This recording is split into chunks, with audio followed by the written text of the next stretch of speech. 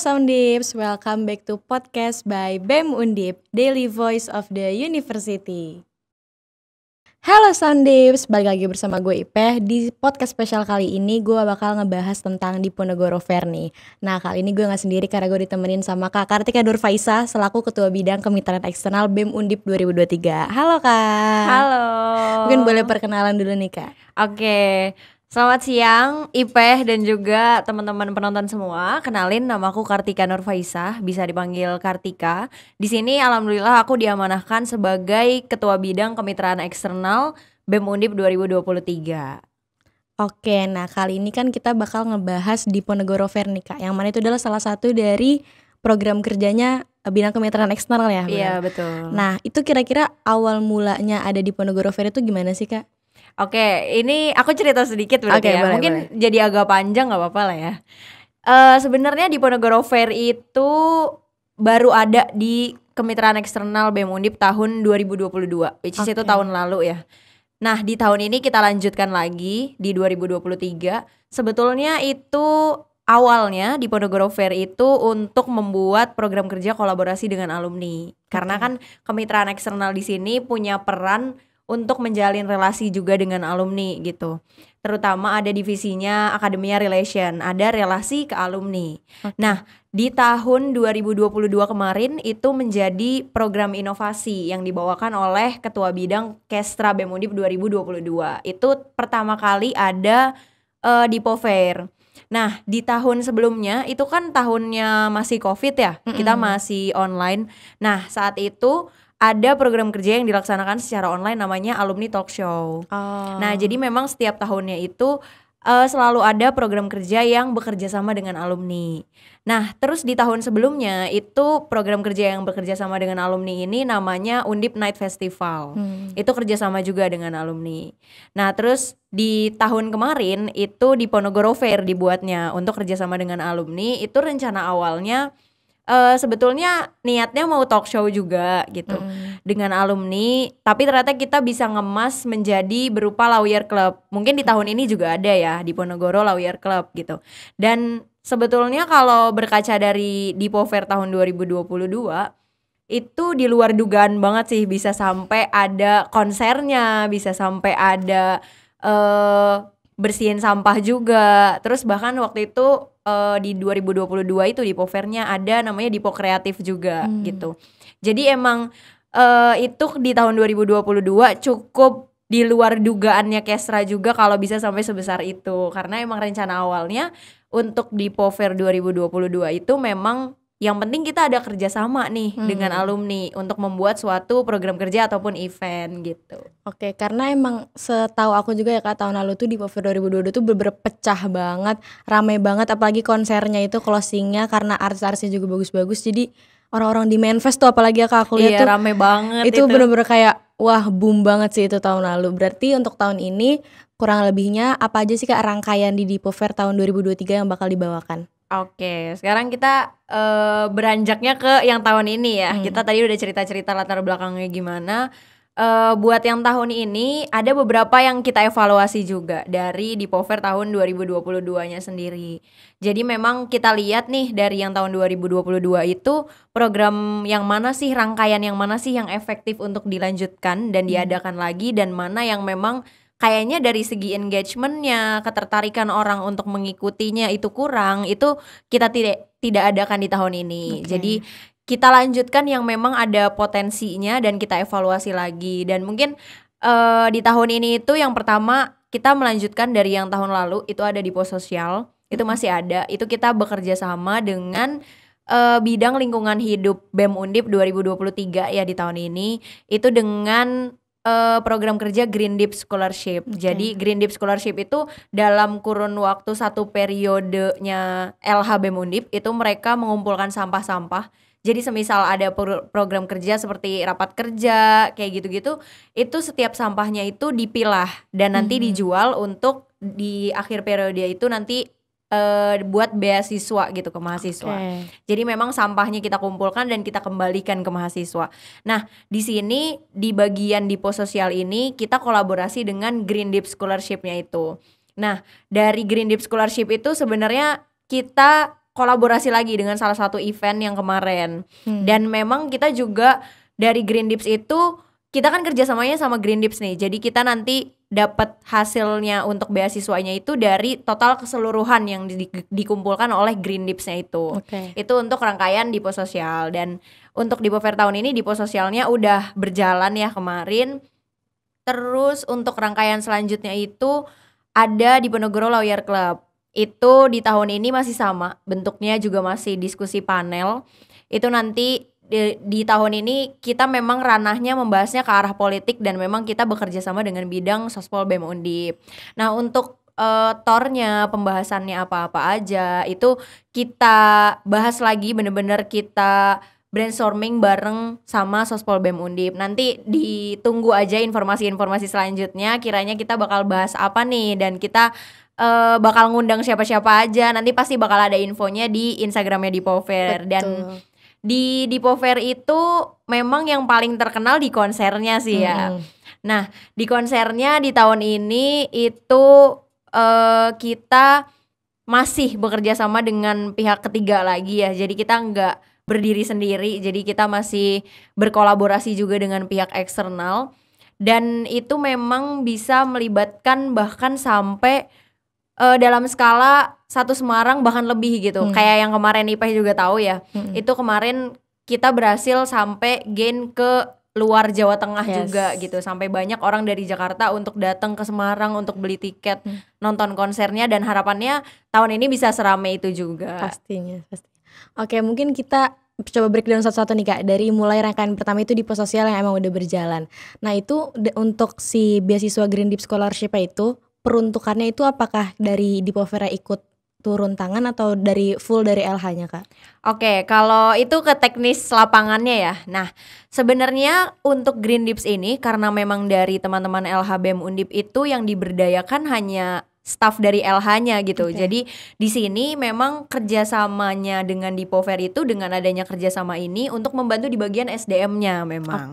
Karena di sini kan Dipo Fair punya kepanitiaan banyak banget ya.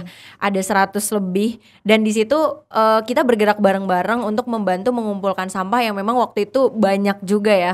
Dan itu kita kerjasama dengan Green Dips-nya itu, Green Dips-nya ini punya andil untuk menjualkan sampahnya gitu. Jadi untuk pengumpulannya, pemilahannya itu kita kolaborasi antara Dipo Fair ini dengan Green Dips gitu. Oke, berarti kalau Green Dips kita full untuk menjadi manpower lah ya istilahnya. Iya, betul. Oke, kalau kita lanjut ke rangkaian kedua nih di Diponegoro Lawyers Club, kira-kira sampai sekarang udah ada belum sih Kak sneak peek yang bisa dikasih tahu mungkin tentang, tadi kan baru di spill dikit tuh kalau bakal tentang pilpres, tentang politik, kira-kira detailnya pembicaranya siapa atau rangkaiannya lanjutannya bagaimana, ada gak sih Kak yang udah bisa di spill nih dari sekarang dikit-dikit? Oke, sebenarnya kalau dari pembicara ya, kalau dari persiapan yang sekarang itu orang-orangnya yang bakal diundang itu orang-orang yang lumayan cukup agak menggemparkan juga ya menurut aku. Dan memang kemarin itu dari diskusi panel ini kita ada beberapa konsepan juga. Jadi supaya diskusinya ini nggak terlalu mengarah ke salah satu pihak gitu. Jadi kan di sini yang kita bahas kan sesuatu yang cukup panas ya. Jadi kemarin kita juga kenapa memilih untuk koordinasi dan kolaborasi dengan Sospol, karena di sini kemitraan eksternal bukan ranahnya di bagian politik gitu. Jadi kita nggak mau salah langkah untuk mengambil apa yang dibahas, siapa-siapa aja pembicaranya. Dan memang kemarin kita langsung koordinasi dengan Sospol BEM Undip dan langsung dengan BPH-nya juga. Dengan mereka itu kita dapat gambaran nih mulai dari awal banget kemarin penentuan temanya, penentuan judul, bahkan sampai penentuan pembicaranya siapa, moderatornya siapa, itu semuanya dibantu oleh Sospol. Karena memang kalau dari Kesra sendiri bukan ranahnya juga, jadi kita ngasih aja ke Sospol untuk bisa menentukan kiranya baiknya itu yang diundang siapa-siapa aja. Dan memang dari Kesra terbantu banget sih dengan kolaborasi dengan Sospol ini, karena memang mereka lebih tahu juga orang-orangnya mau ngundang siapa dan mereka udah kenal juga, beberapa emang kenalannya juga gitu. Jadi lebih gampang lah untuk menghubunginnya. Oke, berarti tetap Sospol juga punya andil yang besar lah ya di acara di Diponegoro Lawyers Club ini. Oke Kak, untuk dari keseluruhan rangkaian ini, dari 3 rangkaian acara ini, kira-kira perbedaannya apa sih Kak dari yang tahun ini dan yang tahun lalu? Mungkin secara tema atau dan lain-lainnya? Oke, kalau dari segi setiap rangkaian ya, kalau aku lihat sebenarnya nggak beda jauh sih. So far, inti dari konsepnya ya seperti itu gitu. Kalau di pos sosial ya kita mengumpulkan sampah untuk nantinya menjadi beasiswa, itu koordinasi dengan Green Deep Scholarship. Terus untuk DLC itu kita kolaborasi dengan Sospol, membahas tentang suatu isu. Tapi mungkin di hal-hal kecilnya ya yang beda. Kayak contoh di DLC sendiri, kalau tahun lalu itu dulu kita partisipannya yang kita kejar itu hanya perwakilan-perwakilan aja. Jadi sistemnya undangan gitu. Jadi kebetulan dulu juga aku yang ngundang ya. Jadi itu partisipan yang hadir itu berdasarkan undangan gitu. Jadi memang hanya orang-orang yang dipilih aja. Dan untuk tahun ini itu rencananya memang kita buka, bener-bener buka juga untuk umum gitu. Karena kita rasa suatu isu itu nggak hanya berpaku di beberapa pihak aja gitu. Ketika seseorang itu melek akan suatu isu itu dan merasa bahwa dia tertarik untuk ikut berdiskusi di dalamnya, ya kita kasih wadah untuk itu gitu. Wadah untuk diskusi, wadah untuk bisa sharing-sharing juga pandangannya seperti apa. Dan memang kita juga cari orang-orang yang tertarik tentang isu yang memang lagi dibahas itu, tentang Pilpres tadi. Pasti banyak banget juga yang akan tertarik gitu. Nah, untuk di konsernya sendiri, di tahun ini sebetulnya kita bener-bener ngejarnya konsep sih. Jadi kita pengennya konser tuh nggak hanya berbentuk festival gitu. Jadi nggak hanya tentang guest star, dan kita fokus di konsepannya. Konsep tuh seperti apa yang dimaksud, tapi konsep itu yang dimaksud kita bisa ngasih experience buat penontonnya gitu. Jadi nggak hanya penonton datang nonton guest star terus seneng ataupun sedih gitu, tapi kita bisa ngasih experience lain gitu ke penontonnya. Mungkin itu sih. Oke, berarti kalau secara konsernya ini sekarang lebih fokus ke konsep ya Kak. Mungkin Betul. ada gak sih Kak kayak dari konsepnya ini secara lebih rinci lagi nih yang bisa segera di-spill, atau mungkin kapan sih nih bisa di-spill? Karena kan kalau aku lihat ya Kak di Instagramnya di Pover itu sekarang tuh udah mulai banyak banget nih yang komen-komen kayak nunggu apa ya, karena mungkin ada trust dari yang tahun lalu juga ya, kayak kapan nih di Pover, terus gimana lagi gitu. Nah itu untuk konsepannya tuh kira-kira gimana Kak? Oke, mungkin ini kalau di-spill agak bahaya ya. Kita jadi nge-spill yang kita rahasia-rahasiakan ya. Kira-kira apa ya yang mau di-spill ya? Oke, mungkin kalau di tahun ini, di tahun 2023 ini memang dengan panitia-panitia ya, dengan PI dan juga koor-koor itu kita benar-benar fokus ke konsepan apa sih experience yang mau kita kasih ke penonton gitu. Dan kita nggak mau ngasih yang memang udah dikasih sama event-event lain. Ya mungkin di sini Ipe dan juga teman-teman yang nonton tahu banget ya kalau misalkan jangankan dalam lingkup Semarang, tapi dalam lingkup Undip aja kita setiap minggunya kayaknya di bulan-bulan ini rame banget konser gitu. Dan kita kan mahasiswa ya, kita juga sebagai mahasiswa juga ada uang bulanannya. Dan kalau dari POV ku sendiri ya, ketika aku jadi mahasiswa, nih ada konser bertebaran banyak banget, aku pasti milih dong mana sih yang aku mau datengin gitu. Dan rata-rata sih orang relate-nya untuk nonton konser itu untuk lihat GS-nya sebenarnya. Makanya kita juga kepikiran mau sampai kapan gitu. Kita kalau misalkan hanya berlomba-lomba lewat gestarnya, kayak bagus-bagusan GS tuh mau sampai kapan gitu. Jadi gimana pun caranya kita harus bisa ngejual konsepannya itu. Gitu sih. Oke, berarti intinya mah ada konsep yang udah disiapin lah. benar. Berarti pokoknya intinya stay tune aja lah ya Kak. Iya, pokoknya stay tune aja. Oke. Kalau dari Diva Fair sendiri nih Kak, selain memang ranahnya untuk merayakan Disnatalis Undip, juga untuk menjalankan konser dan rangkaian itu, kira-kira kalau dari Diva Fair sendiri ada gak sih Kak target khusus yang pengen dicapai gitu? Oke. Ini dari POV ku selaku ketua bidang ya. Jadi sebetulnya di Pover itu nggak hanya tentang kolaborasi dengan alumni atau merayakan Dies Natalis. Justru di Pover ini kan seringnya tanggalnya juga nggak menentu deket dengan Dies Natalis ya. Jadi kita menyesuaikan juga dengan venue, kita menyesuaikan juga dengan availnya GS gitu. Jadi banyak banget kemungkinan untuk maju tanggal atau mundur tanggal, itu banyak banget. Jadi kita nggak bisa pure menjelaskan bahwa di Pover itu untuk merayakan Dies Natalis gitu. Jadi buat di tahun ini sebenarnya kita kasih judulnya di Pover itu Pekan Raya Kolaborasi. Jadi kita mikirnya di setiap rangkaiannya itu ada titik kita tuh berkolaborasi gitu. Jadi memang kalau misalkan kita berkaca dari tagline-nya Kestra ya, bergerak untuk relasi, ciptakan kolaborasi. Jadi emang Kestra tuh demennya kolaborasi, apa-apa dikolaborasiin gitu. Nah, di Pover ini sendiri, ini kan tadi ada 3 rangkaian ya. Dan memang setelah kita telaah lagi ya, kalau kita telaah lagi, dari ketiganya tuh semuanya kolaborasi. Untuk DLC kita kolaborasi dengan Sospol BEM Undip. Untuk Dipo Sosial kita kolaborasi dengan LH BEM Undip. Dan untuk konsernya sendiri kita kolaborasi dengan pihak eksternal.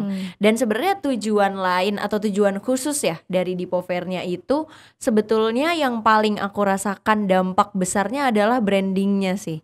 Jadi mulai dari gini, ketika kita bergeraknya memang ranahnya di konser ya. Nah itu kita pasti ada pihak ketiga, sponsor, kita ada media partner, dan masih banyak banget pihak-pihak lain yang terlibat. Dan itu aku ngerasain banget jadi satu hal yang memang nge-branding BEM Undip banget, bahkan Undip gitu.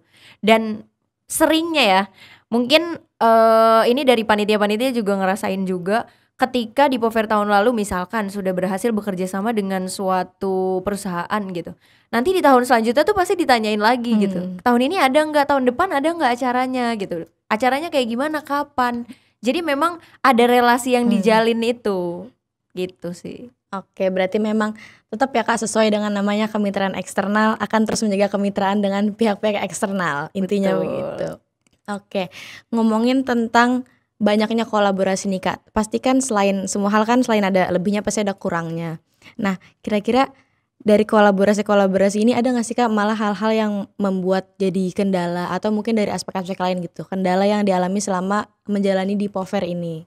Oke, sebetulnya ini jadi hal yang lumrah ya sebagai Kestra, karena yang aku rasain Kestra itu nggak tahu kenapa dari setiap divisi yang ada itu pasti ada singgungannya dengan pihak eksternal. Kita kan namanya kemitraan eksternal ya.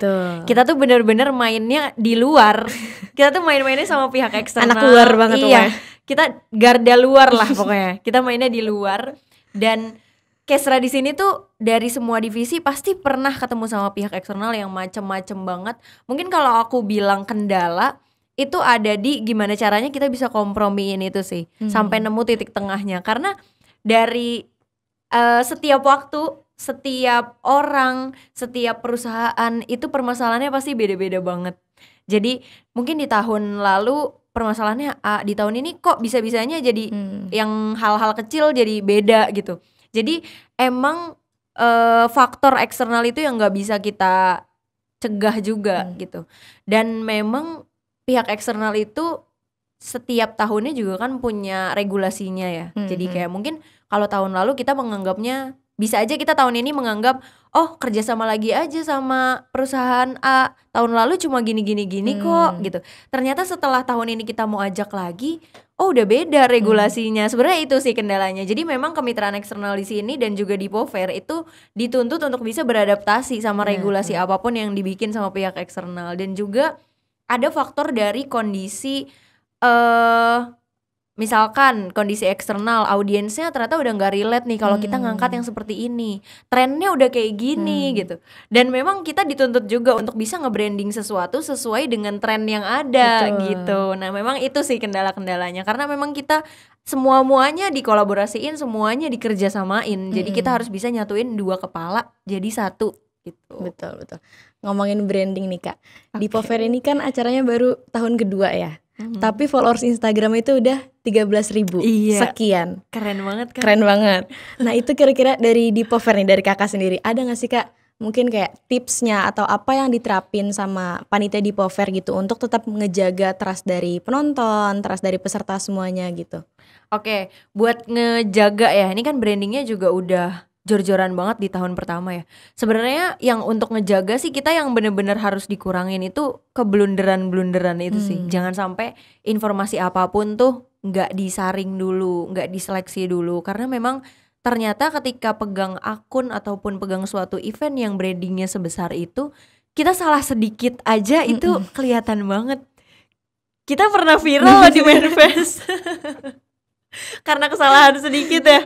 Dan memang ya setiap kali memang kita rasa bahwa ada yang perlu dievaluasi, itu harus kita evaluasi bener-bener. Dan setelahnya pun jadinya strict banget gitu soal apapun yang mau diposting, itu se-strict itu. Karena ternyata ketika hal-hal yang memang dinotis sama audiensnya itu kebusnya cepet banget gitu. Kecuali kita hanya ngeposting pengumuman atau apa, itu mungkin nggak terlalu berasa ya engagementnya gitu. Kayak kemarin kita di Instagram Dipo Fair itu ada postingan press release kita udah di post sosial, itu nggak seberapa engagementnya karena memang nggak ada kepentingan dari audiensnya, kecuali kita emang atau enggak kita ngasih tahu informasi ternyata blunder gitu. Itu yang benar-benar emang langsung bisa bikin segempar itu gitu. Betul. Dan memang yang harus dijaga apa yang mau memang kita sampaikan. Kalau dari segi branding seru-seruan untuk mempertahankan, sebenarnya kalau dari Instagram sendiri kan bentuknya masih resmi ya. Maksudnya kita ketika buat konten pun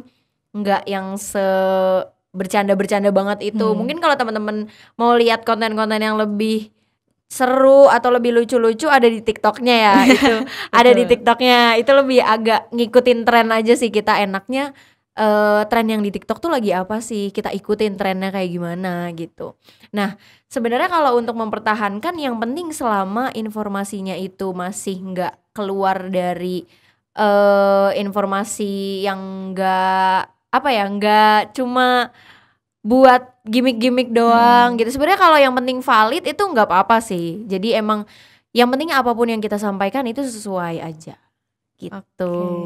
Pokoknya tetap strict dan tidak blunder. Iya, yang penting nggak blunder kita. Karena sekarang warga Manifest nih lumayan bahaya loh. Bahaya naiknya banget. cepet banget. Sekarang maba masuk serentak ya, banyak banget.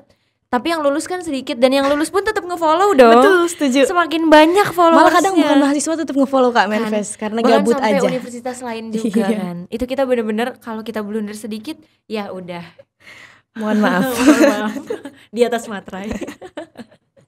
Oke, berarti dari sisi marketingnya pun tetap yang utama dijaga adalah di sosial media, tetap di branding. Betul. Tapi di luar dari itu, apakah ada yang dilakukan Kak? Mungkin maksudnya apakah hanya di sosial media dan sisanya dari mulut ke mulut, atau tetap ada manfaatin kayak media ruang atau lain sebagainya gitu untuk publikasi si Dipo Fair ini sendiri gitu.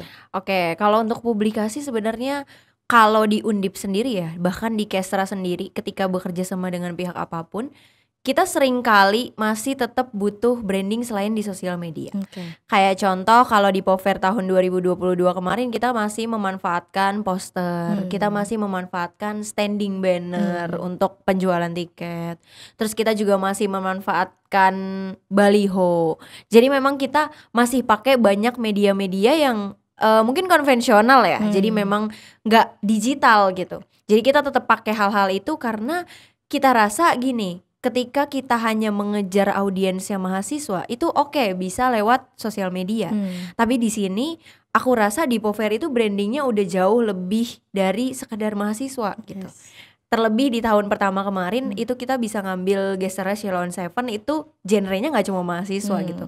Bahkan aku yang jadi narahubungnya tahun lalu itu orang-orang yang nyari-nyari tiket itu, bahkan yang nanya tuh banyak banget orang tua yang bahkan sampai nanya kayak Mbak ini fixnya tanggal berapa gitu, saya mau pesen tiket pesawat, saya mau pesen hotel kayak gitu-gitu. Karena memang ternyata brandingnya tuh nggak hanya berkutat di mahasiswa aja gitu. Kita berhasil nge-branding acara Dipo Fair ini sampai ke banyak kalangan gitu. Dan memang di tahun ini pun kita maunya gennya seperti itu juga. Jadi kita nggak hanya ngejar di mahasiswa doang, karena kalau aku lihat-lihat juga sekarang event itu banyak banget yang memang sasarannya ya mahasiswa gitu. Ketika memang penjualan tiketnya menurun, itu mereka mengejar ke teman-temannya, ke teman-teman deketnya, circle-nya yang memang pada akhirnya ketika kita menawarkan ya kita itu mahasiswa yang banyaknya ngekos ya, kita banyaknya ngerantau, kita anak kos, kita ada uang bulanannya yang pasti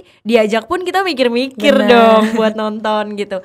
Yang memang ya udah kita akhirnya coba di jalan lain kita cari, oh ternyata bisa ngambil audiens yang gak hanya terpakunya di mahasiswa aja gitu. Kita bisa cari di umur-umur yang lain, kita bisa cari di kalangan-kalangan yang mungkin orang-orang yang udah kerja kayak gitu. Oke, last question Kak. Wih, Tadi kan Kak akhir Kartika aja. banyak mention masalah target marketing dan segala macamnya lah. Siapapun target marketingnya, apa yang spesial dari Dipover sehingga orang-orang itu harus memilih ikut rangkaian Dipover, mau itu secara Lawyers Club-nya ataupun nanti konser gitu. Apa sih yang Dipover punya tapi acara lain enggak loh gitu. Oke, nih aku sambil nge-branding berarti ya. Aku bertugas untuk nge-branding. Jadi sebenarnya kalau misalkan aku mau nge-branding tentang Dipover gitu, kayak coba deh kalau kita lihat dari tahun lalu, kan banyaknya sekarang panitia yang join juga banyak yang dari panitia tahun lalu juga dong. Dan banyak banget yang tahu gambaran tahun lalu tuh gimana gitu. Dan memang tahun lalu aku sebagai panitia pun sebangga itu jadi panitianya Dipover. Walaupun memang mungkin teman-teman tahu ya kendalanya Dipover tahun lalu itu becek ya itu. Becek itu kayaknya masuk manifest itu.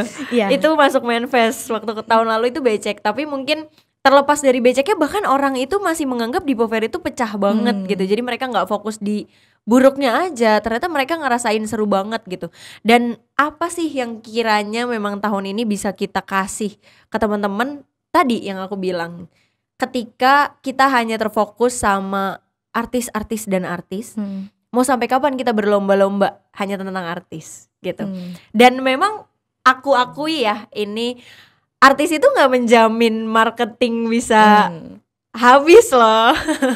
Ternyata banyak faktornya juga, kayak teman-temannya suka juga nggak sih nonton ini.